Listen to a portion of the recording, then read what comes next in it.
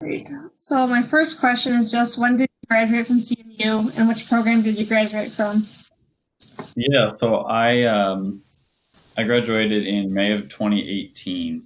So it's now been a little over 2 years, and I was in the Masters in Applied Statistics and Data Analytics program. So didn't do my undergrad there at CMU, so just the 2-year master's degree. Okay. Why'd you choose to go to CMU for the master's? Yeah, I really was just drawn to it initially from looking around on the internet on different programs that were available. And what I noticed about CMU's program, while it was actually like brand new, while I was looking at it, it had a really interesting mix of courses in the course of study, sort of a mix of theoretical as well as some very sort of hands-on applied courses geared towards data analytics, which was something I was interested in. So that was sort of what drew me to the program initially at CMU. I also had a really easy time communicating with Dr. Carl Lee there, who is Mm-hmm. doing a great job running that program. So yeah, both of those things. Yeah. Where'd you do your undergrad? Just out of curiosity. Yeah, I actually did my undergraduate at a small school in Harrisonburg, Virginia. It's called Eastern Oh, Mennonite University. wow. Uh, It's quite the change from Virginia to Michigan. yeah, yeah, it is a little. I'm actually from the northwest part of Ohio, though. Okay. So, actually, central Michigan was a little closer to home than where I did my undergrad. But yeah, Gotcha. good Yeah. place. That's cool. So what was the most difficult part of studying in the statistics program? Yeah, so the thing I was thinking of as the most difficult was probably some of the theoretical courses I had. Um, one or two in particular that, yeah, we really sort of just got into a lot of some deep statistical theory. Of course, those are super important classes to take to learn some of those concepts, but it took a lot of hard work and a lot of review time and to get some of those things figured out. But I do also, thinking back to some of those classes, I also remember them um, being some of the most rewarding parts as well, because um, while it was kind of a real challenge to slog through sometimes, when some of these things started to make more sense, that was kind of a good feeling. So um, yeah. Yeah, that's kind of the next question was what was the most like beneficial part of studying the statistics program? Yeah. So I considered sort of the variety of courses that were offered and that I was able to take as one of the most beneficial aspects. Um, each one did have a connection to stats or data analytics in some way, but there was still a variety of concepts and topics that I studied. So um, obviously probability and statistics were pretty big, but also some computer science and modeling courses as well, um, were courses that I took that yeah, just sort of blended all kinds of things together and gave me a good background. Okay, yeah. Were those kind of similar to classes that you took in your undergrad, or was like that variety just something that you only kind of experienced once you got into this program? Yeah, that's a good question. I did a math and computer science double major in my undergrad, so I actually had a quite a bit of variety Mm-hmm. in my undergraduate courses as well, with all kinds of math and some computer based classes as well. So um, yeah, so I had a little bit as well, but sort of, but it was pretty cool though at CMU to sort of packed into just 32 credit hours, I guess, was my master's. So sort of packed into those credit hours, all the variety was pretty impressive. So Yeah, I yeah, enjoyed that. yeah. How did your educational experience at CMU shape your life? So yeah, I think one of the ways that it shaped my life was the something I really appreciated about the school and the program itself was the ethnic diversity actually of the people that I was learning with, both professors as well as other master students that were there. Um, I yeah, really enjoyed. Yeah, so these people, both professors and students that became my friends as well, were brought all these different perspectives and experiences to campus there at Central, and um, was really cool and just sort of helped me, open my eyes to different ways of seeing things, different ways of even going down to, I remember certain times, even different ways of looking at a math problem, at the most. Mm-hmm. Yeah, I noticed that too in my time here. Yeah, yeah, some of that small stuff, but also, bigger picture world views and stuff. So having those perspectives were really cool, and I think something that, like you asked in the question, something that I'll carry with me, throughout my life going forward as well. Yeah. Do you have any specific moments or stories that you want to share? I thought hard about that question, and at the moment, I don't have anything specific that comes to mind. So I'll punt on that question. Yeah. What was the most difficult part then of looking for your first job after graduating? The most challenging part of looking for a job, I think, was just sort of getting getting my name and my story out there, and making contacts with employers or potential employers.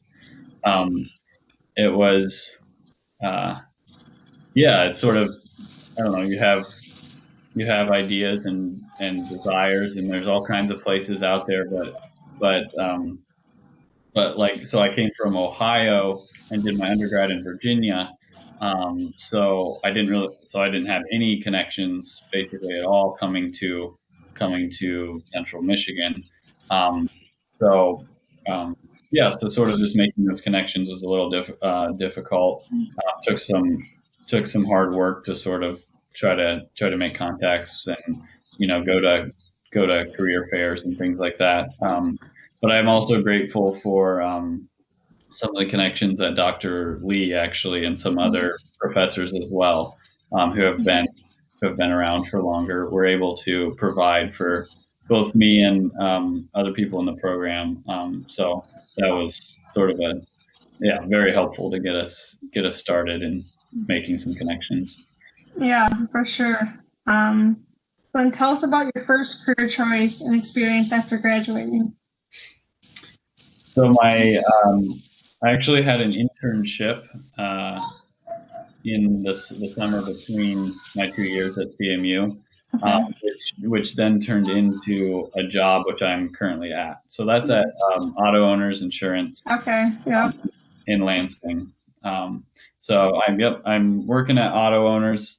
Um, I work on a data analytics team. Basically, it's in the actuarial department of the company, but there's two teams focused mostly on the data analytics and modeling side of things. So I'm on one of those teams.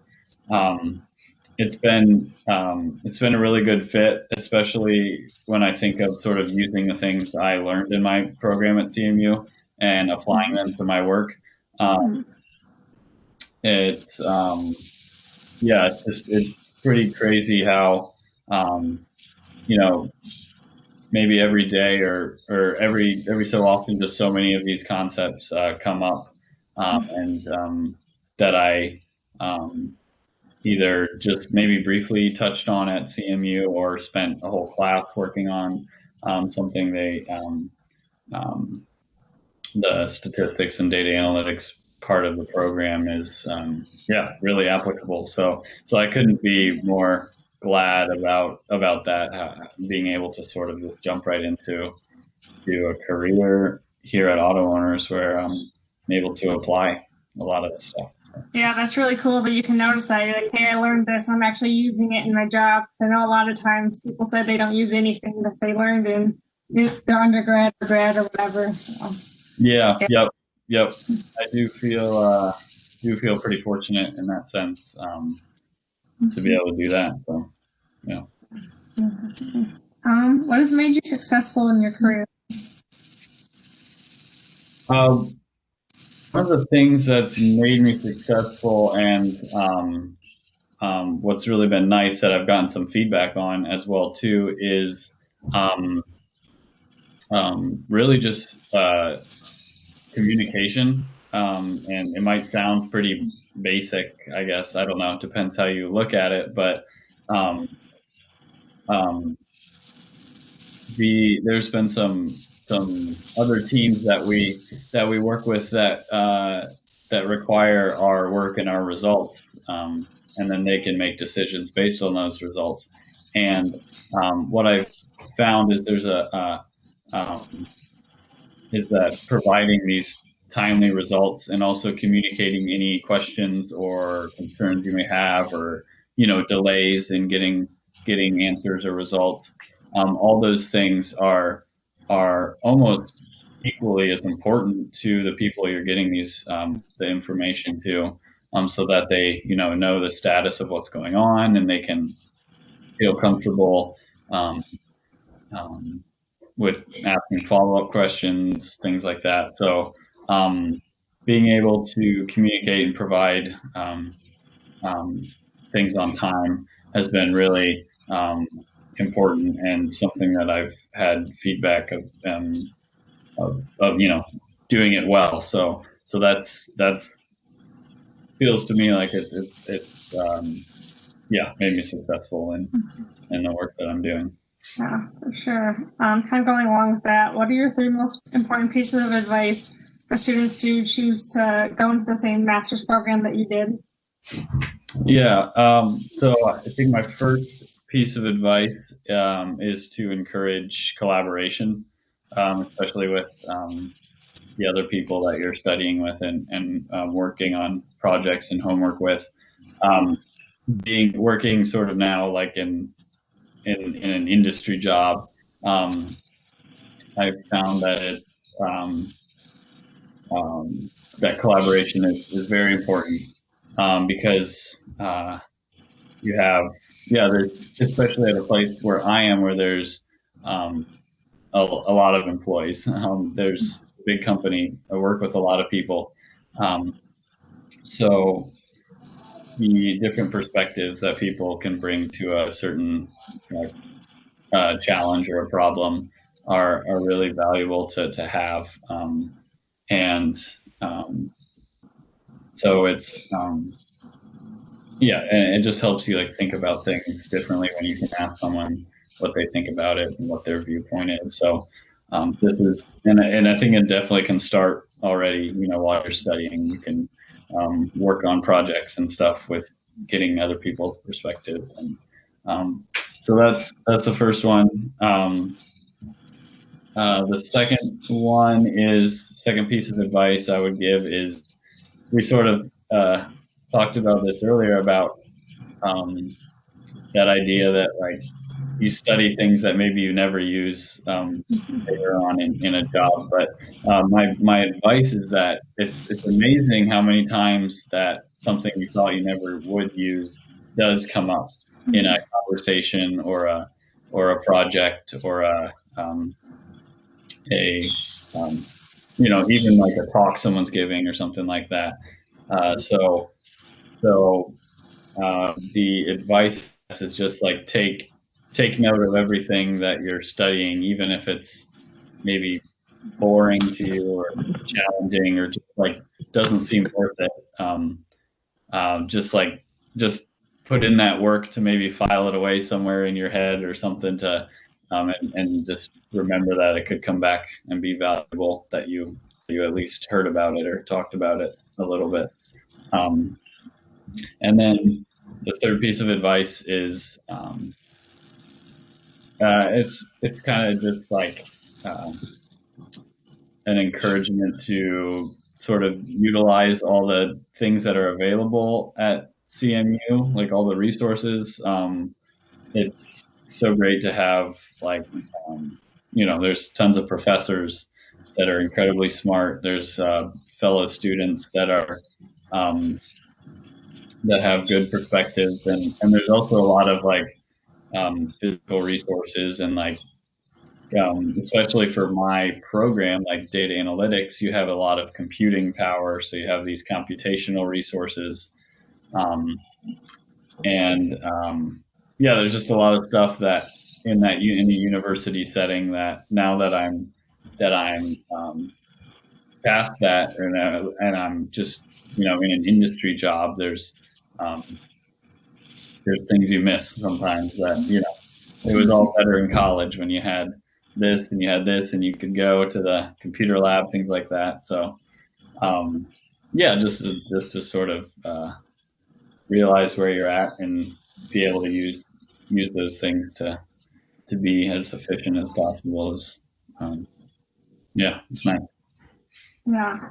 Yeah, that was the last question I had, but that was really helpful. If you don't mind, I have a few questions just kind of like auto owners, I guess, and their work, because I know a lot of people, I'm studying to be an actuary, and I know a lot of people go to auto owners, especially for actuarial science. So you said you're in the actuarial department, but you're not an actuary, right? So Yeah. how do you kind of like work with, like, how does your role kind of differ from like a traditional actuarial role, I guess, at auto owners? Yeah, no, that's a good question. So I work on the personal lines analytics team. So we work with, yeah, the personal lines of insurance, which is like primarily your personal auto insurance and home insurance. So there's like three or four personal, like as you would say, sort of a traditional actuarial team, and they do some of your traditional actuarial work. And as the analytics team, so one of our primary responsibilities is we maintain um, a sort of a large amount of data, and um, what we do with that is we do a lot of modeling projects. So our modeling is something that happens routinely every few years, and we're looking at our insurance data that we have with the company from the policyholders, and we are modeling the risk, basically the likelihood of losses. And those results we actually feed directly to the actuarial teams. Um, and what they do is they take those results and then they apply a lot of other things like business decisions, some other judgment, maybe some some yeah, they're looking at our results, which are more sort of like raw data, and they're making decisions on that that might need to be made. So that's one of our responsibilities. Otherwise, we also get a lot of sort of just random, like ad hoc questions from teams. Like um, they'll want to know some information on a certain group of drivers, or a certain group of homeowners, and they don't have the time or they don't have a program set up to give them the answer right away. They don't have the data in the right format, so they'll hand that off to us, and we'll be able to provide them with with information that'll help them make a decision. Um, so yeah, so we're closely tied to some of the actuary responsibilities, but and it's helpful for us to understand some of that stuff too, so we can make more informed um, results for people. But there's what's interesting is people move within these different teams. So like there'll be people moving from a team like I'm on if they want, if they feel like they want to get a taste for a different type of work. It's not uncommon at all for someone to move from an analytics team to like a traditional actuarial team, or the other way as well. It's all very math oriented and statistics. So yeah, it's a pretty cool environment, I think. Yeah, for sure. That's kind of what I'm trying to like figure out in terms of my future career, kind of like what those differences are between like the different analytical roles of the company. I know I like working with numbers, but I'm not sure exactly like which type of role I would be best for, I guess. So Yeah, definitely. Are you what year are you? I'm a junior. Okay, junior. Yeah.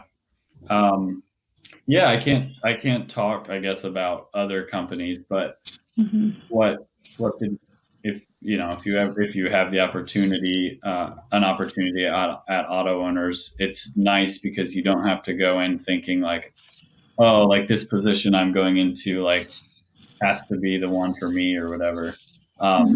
You can go in sort of with an open mind, and if you see another team that's doing stuff that like you really find interesting or like would want to do, then people at auto owners are really open to the idea of moving people around if they want to try something out. So that's a cool thing about auto owners. But yeah, I know what you mean. It's hard to figure out what exactly would be the most interesting, what you would want to do. Right. Yeah, I'm sure that just comes with time too. When you get in the industry and you figure out even kind of what's out there that you didn't know existed before too. So Yep, definitely. Yeah, yeah, exactly. yeah. Yeah. But So I you're think the those are all the questions that I had. So I really appreciate you talking to me and helping out. yeah. Are you the president? Is that right? We're doing co-presidents Okay. now. So I'm the president along with another person. Okay. Yeah. Very cool. Yeah, that's cool. I wasn't in. I mean, I think it's mostly just undergrad. Yeah, it's mostly undergrad and it's pretty like specific to actuarial science too. I mean, there's some, like we go to like conferences or whatever. Where there's like broader insurance, but it's mostly tied to undergrads. So Yeah. Okay. Yeah, because I definitely wasn't in it, but knew a lot of people in it, and yeah, cool. And you're in the new department, right? Because like the statistics and stat, is that what it's called? yeah, stat is what it's called. Yeah. So Is that yeah, going? Is that going well? It's pretty new, right? yeah, it's pretty new. I think it's just everyone's just kind of trying to get it off the ground and running. Marketing out there. Make sure that people kind of know that these new options exist because I think there's been a few like certificates that have been added to and programs that people really didn't know were out there in the first place. So Okay. Mm-hmm. I think it'll go well though, being apart from just math because there still is like a decent amount of stuff just with stats and like actuarial science and data science. So Yeah. it'll be good. But Yeah. Cool. Have you been able to find any like do an internship or anything like that, or? yeah, I had an internship with Willis Towers Watson last summer. Okay. Nice. So yeah, and then this summer I'm actually working at Thrivent, and they're in Minneapolis. So What's it called? The name? it's called Thrivent. Okay. Yeah, they're like a life insurance and annuities company. And kind of like their mission is to help Christians with finances. So Okay. Yeah. Cool. Yeah. Nice. That's well. Yeah. Sounds like you're getting some cool experiences. So that'll be helpful. Yeah, for sure. Good. All right. Well, yeah, best of luck in the last couple of years and figuring out school through coronavirus and all that. Yeah, thank you. Appreciate it. Yeah. Yeah, taking the time again just to sit down and talk. Yep. Yeah, no problem. Let me know if you have any follow-up questions or whatever. Awesome. Yep. Just send me an email if you need. But cool. Awesome. Thanks. All Cool. right. Well, have a good rest of your day. Yep. Thank you. You too. Thanks. Bye. Bye.